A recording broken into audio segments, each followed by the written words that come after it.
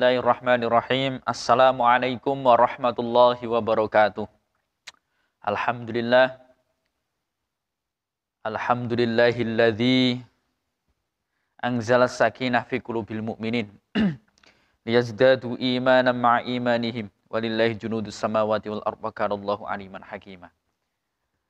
Asyhadu an la ilaha illallah wahdahu la syarikalah wa asyhadu anna Muhammadan abduhu wa rasuluh. Allahumma shalli ala sayyidina Muhammadin al-Fatih lima ughliq wal khatim lima sabaq nasirul haqqi bil haqq wal hadi ila siratikal mustaqim wa ala alihi wa sahbihi haqqa qadri wa miqdaril azim amma ba'du.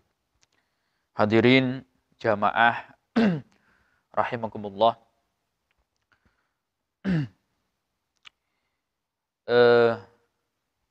Di dalam Al-Quranul Karim ada ayat yang menerangkan tentang takwa.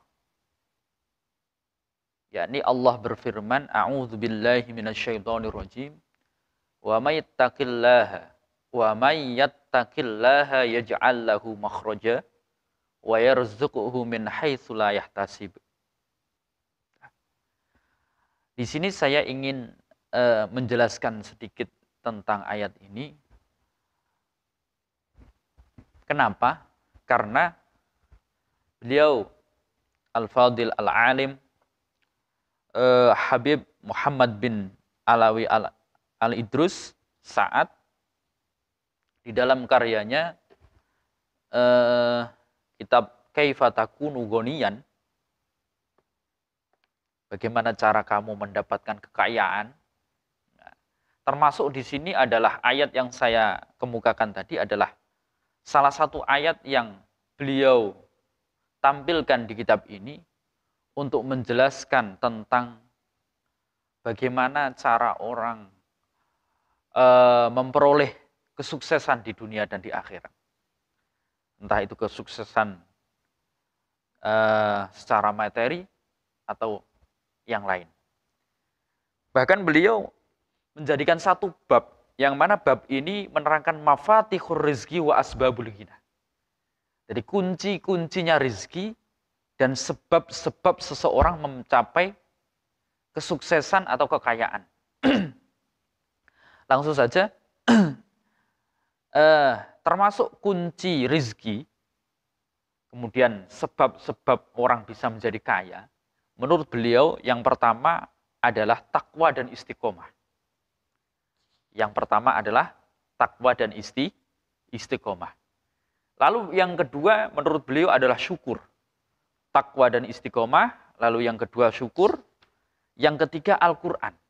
3 hal penting ini beliau tampilkan di dalam kitab Kaifa Takunu Ghaniyan untuk menjadikan suatu metode untuk mencapai kesuksesan di dunia sampai akhirat. Saya bacakan ya.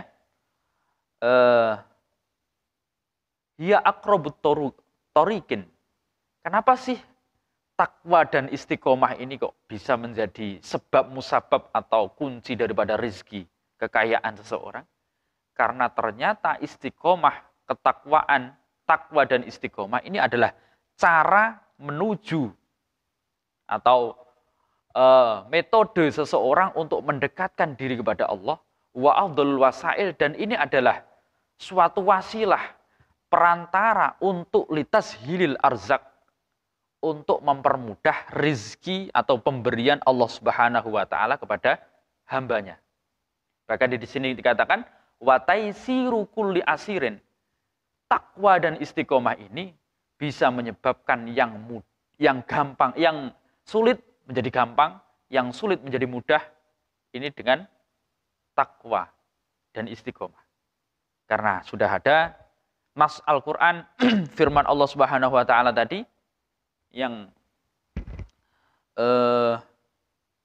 kami tampilkan awal tadi, kami ulang lagi, wa may yattaqillaha yaj'al lahu makhraja wa yarzuquhu min haitsu la yahtasib. Dan Allah berfirman, wa allawistaqamu ala tariqati la asqainahum ma'an ghadaqa. barang siapa yang bertakwa kepada Allah, maka yaj'al lahu makhraja. Allah akan menjadikannya jalan rizki. Barang siapa yang bertakwa kepada Allah, niscaya dia akan memberikan kepada orang yang bertakwa tadi jalan keluar bagi setiap permasalahan-permasalahannya. Dan Allah memberikan rizki min haitsu la yahtasib, dari arah yang tidak disangka-sangka. Masih kurang jelas? Yakini. Ayat ini yakini. Karena ini dawuhnya Allah, firmannya Allah, yakini. Barang siapa yang bertakwa, Allah akan memberikan solusi-solusi dari setiap permasalahan-permasalahan kehidupan. Entah di dunia dan di akhirat.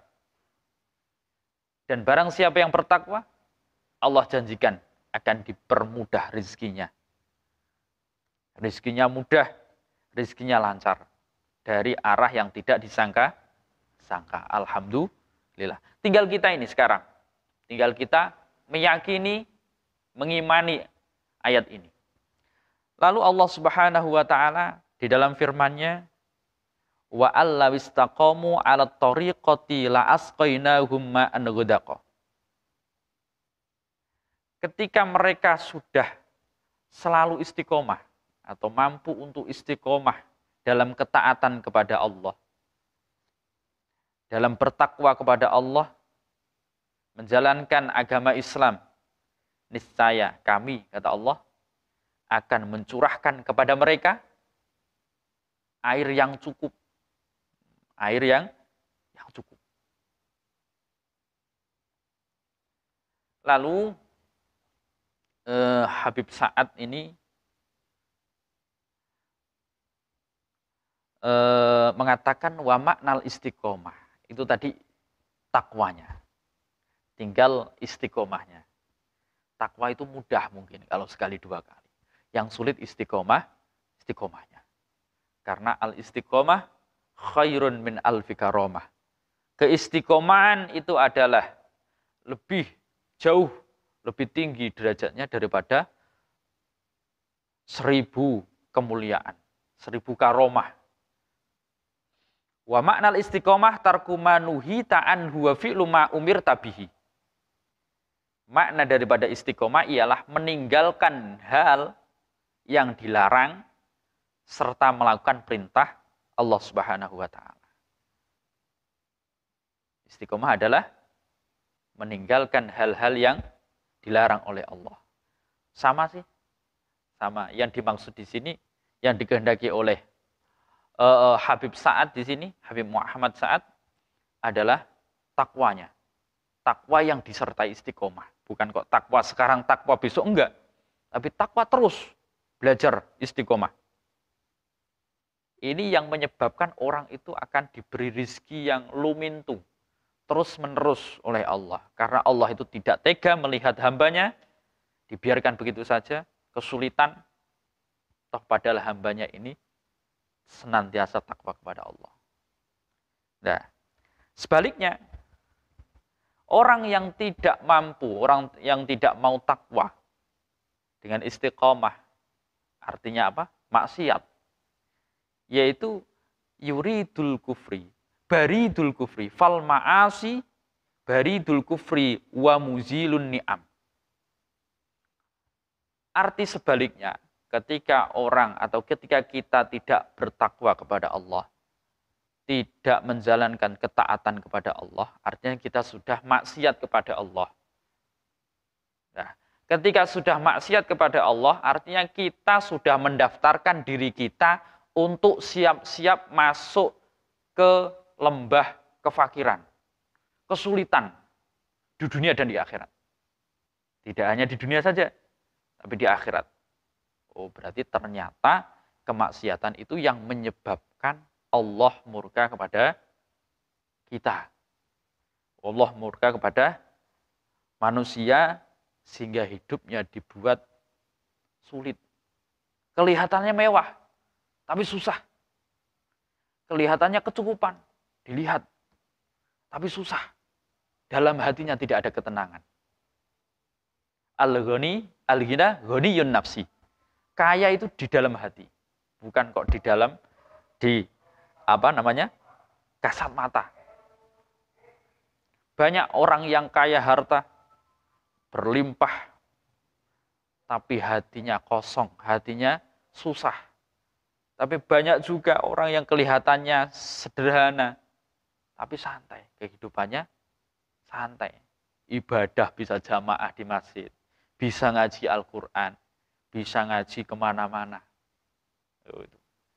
Justru kalau kita pahami, ketika orang itu semakin kaya, semakin disibukkan oleh kekayaannya. Ketika orang itu semakin naik pangkatnya, semakin disibukkan oleh pangkatnya. Bahkan keluarganya saja tidak keurus, tidak kepikir. Makanya bagi kita bersyukur. Yang saat ini kaya ya bersyukur dan berusaha untuk senantiasa biar bagaimanapun tetap sholat, tetap taat kepada Allah. Jangan sampai meninggalkan ketaatan kepada Allah Subhanahu wa Ta'ala. Yang belum dikasih kesuksesan, berlimpah kekayaan misalkan, tapi tetap bersyukur. Syukur dengan apa? Alhamdulillah, dengan Allah memberikan takdir saya saat ini, saya bisa jamaah, saya bisa ngaji. Meskipun uang kadang ya punya, kadang nggak punya. Tapi syukuri, itu memang takdir Allah. Banyak hikmah di balik itu. Hikmah kebaikan jika kita mau berpikir. Jangan mengikuti hawa nafsu sesaat.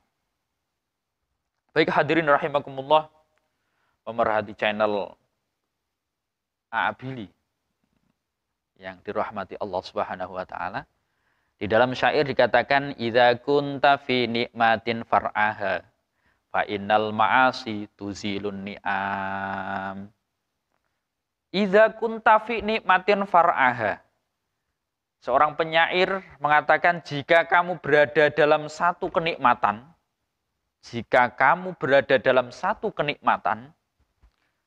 maka jagalah kenikmatan itu. Jagalah. Bagaimana cara jaga? Ulama tasawuf mengatakan, ba'dul hukama, beliau Al-Imam Al-Ghazali di dalam kitab Minhajul Abidin, nikmat itu seperti hewan, binatang buas. Nikmat itu seperti binatang buas. Binatang buas ini jika kita tidak tali, maka dia akan lari. Sama dengan kenikmatan yang terdapat pada diri kita.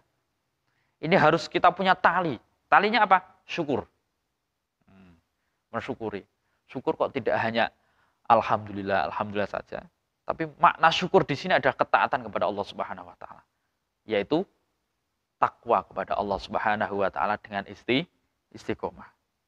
Ini adalah talinya, kendalinya nikmat. Takwa. Karena makna dari syukur hakikatnya adalah takwa kepada Allah. Fa innal ma'asi tuzilun ni'am. Karena kemaksiatan itu menghilangkan berbagai nikmat.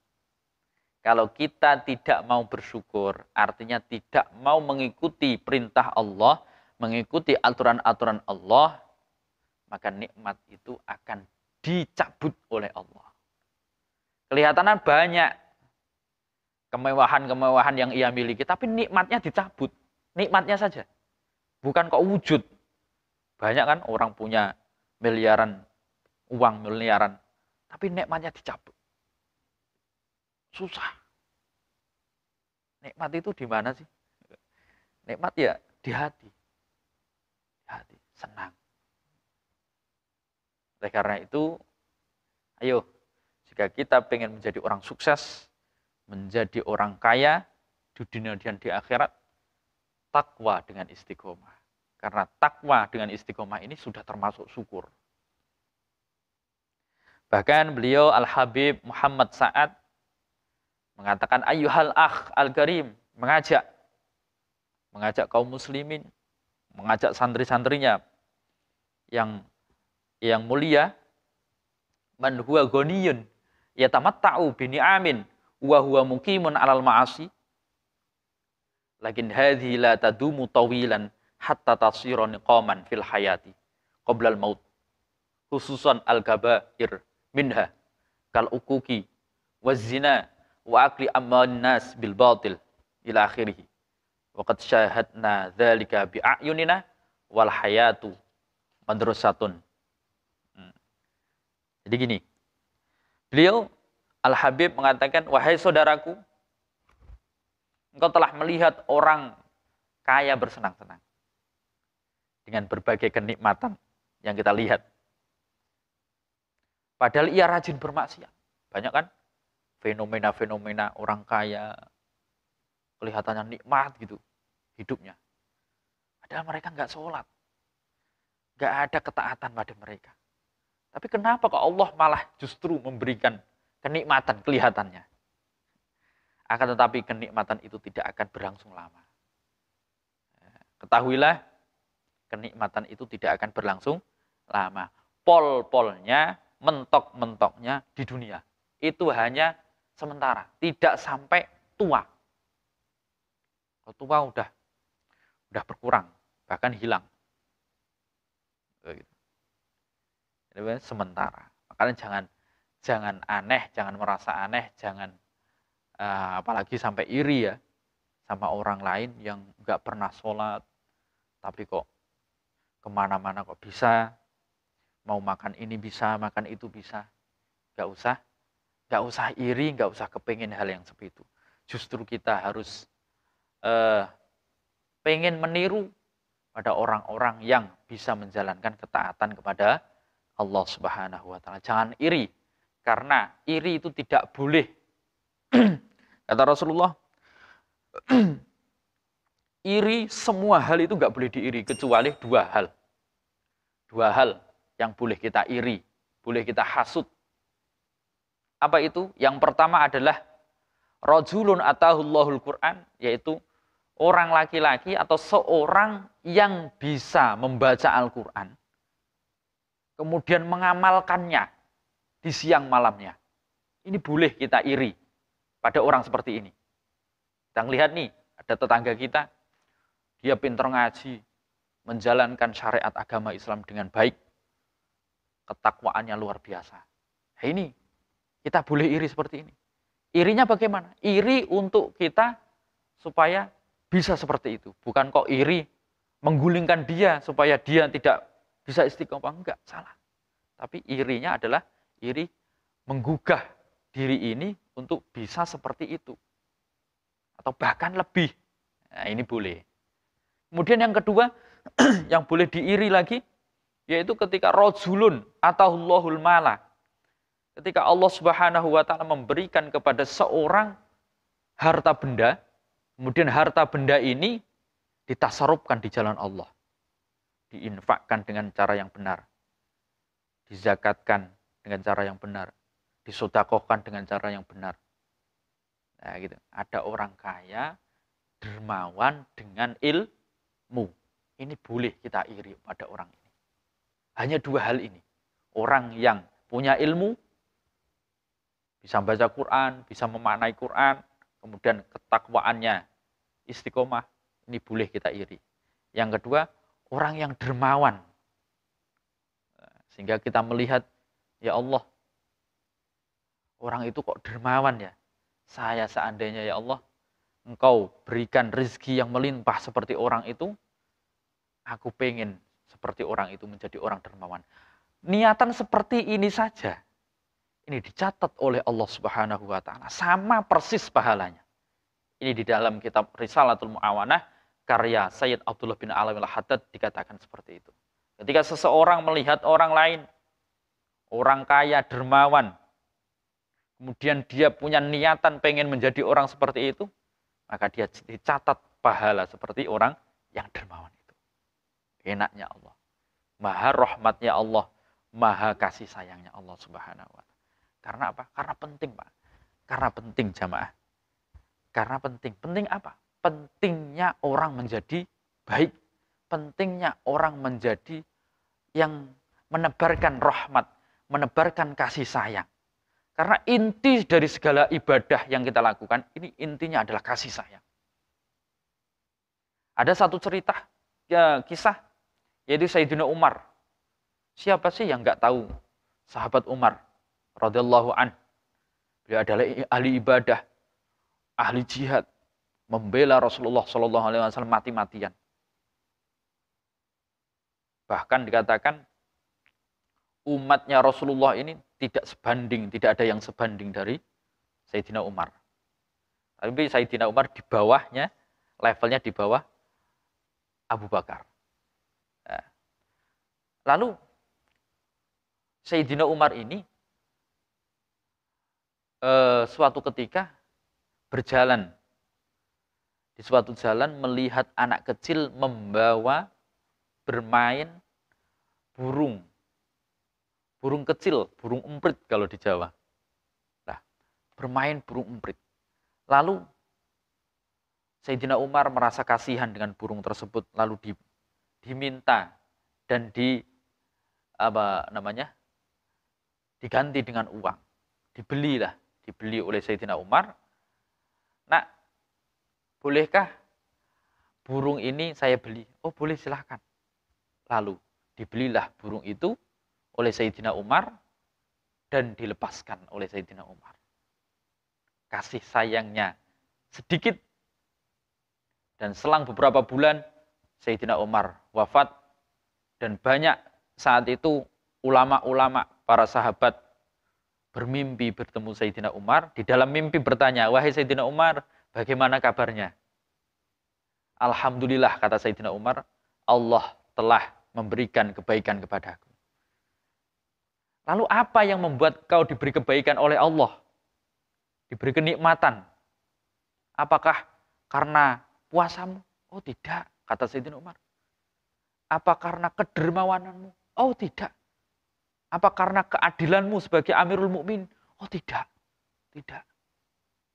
Lalu lantas apa? Wahai Sayyidina Umar, kok kamu bisa mendapatkan kenikmatan seindah ini? Jawab Sayyidina Umar, saya bisa mendapatkan kenikmatan seperti ini, kata Sayyidina Umar, suatu ketika saya menolong burung kecil yang dibuat mainan anak kecil, saya beli, lalu saya lepaskan. Ini kasih sayang. Dan ternyata kasih sayangnya Allah Subhanahu wa Ta'ala diturunkan saat itu, lalu dicatat oleh Allah menjadi ahli surga. Banyak kisah-kisah yang lain. Ternyata kasih sayang. Maka janganlah berhenti menjadi orang baik, terus pupuk kasih sayang kita ini kepada umat manusia dan kepada makhluk Allah Subhanahu wa Ta'ala yang ada di bumi ini. Lalu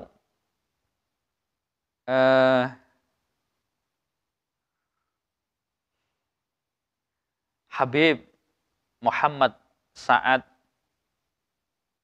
mengatakan pentingnya takwa, istiqomah dalam ketakwaan ini karena ini adalah kunci rezeki dan sebab-sebabnya orang memperoleh kekayaan, memperoleh kesuksesan, tidak hanya di dunia namun juga di akhirat.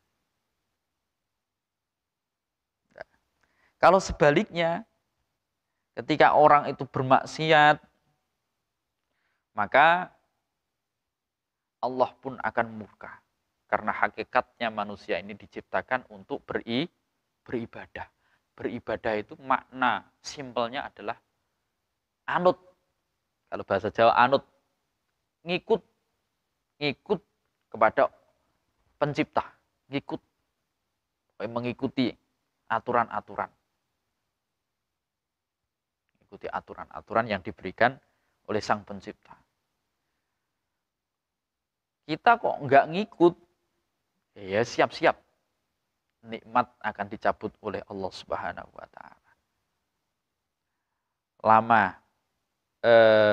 dekat atau lama akan dicabut oleh Allah nikmat-nikmat yang ada pada diri kita jika kita tidak bertakwa kepada Allah, tidak taat kepada Allah Subhanahu wa taala. Lalu yang selanjutnya bersyukur. Lalu yang ketiga membaca Al-Qur'an. Kunci sukses 3 hal. Yang pertama tadi apa? Takwa dengan istiqomah. Tadi sudah dijelaskan panjang lebar. Adapun yang kedua dan ketiga yaitu syukur dan membaca Al-Qur'an. Mungkin di kesempatan yang lain kita sambung. Mudah-mudahan bermanfaat ya. Silahkan, mari saya mengajak pada para hadirin, pada pemirsa untuk senantiasa bertakwa kepada Allah Subhanahu wa taala dengan istiqomah. Belajar, kalau belum bisa istiqomah ya belajarlah. Belajar, terus belajar. Belajar mendekatkan diri kepada Allah Subhanahu wa taala. Tidak ada kerugian sedikit pun ketika manusia ini mendekat kepada Allah Subhanahu wa taala.